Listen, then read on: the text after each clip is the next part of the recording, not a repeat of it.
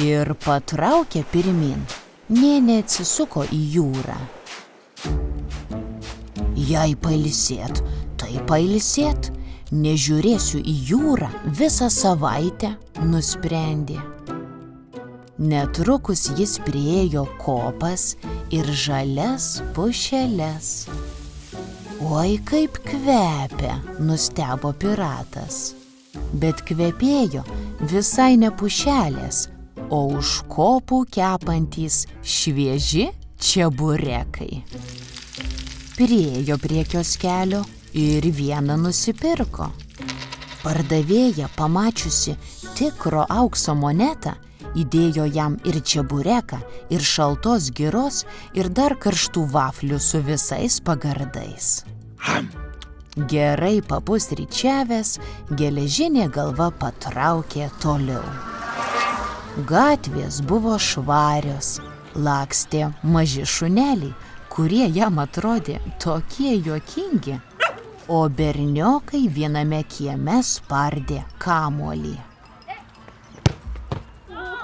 Piratas sustojo, įkišo nosį pro tvorą ir paklausė: O kam jūs spardote tą daiktą?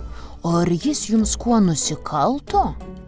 Mat piratas buvo pratęs spardyti tik drąsiausių kapitonų užpakalius.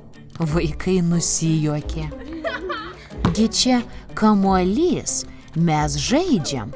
Tu ką, nežinai, kas yra futbolas? Piratas sumirksėjo vieną akimi. Tiesą sakant, vienintelis žaidimas, kurį jis žinojo, buvo pokeris ir lošdavo jis tik iš aukso. Berniokai pakvietė jį į kiemą ir parodė, kaip spardyti kamuolį. Bet piratui kliuvo kojos, jis dusyk išsitiesė ant šlapios žolės ir sukėlė daug juoko. Kaipgi toks didelis ir raumeningas vyras nemoka spardyti kamuolio? Ateik pas mus vakare pažiūrėti futbolo rungtynių, pasiūlė vaikai. Gal tada suprasi, kaip žaisti. Piratas pažadėjo ateiti ir patraukė toliau. Ėjo ir priėjo Naglio kino teatrą. Žiūri, eilė būriuojasi, net smalsu pasidarė. Geležinė galva užlindo už eilės, visi pasitraukė.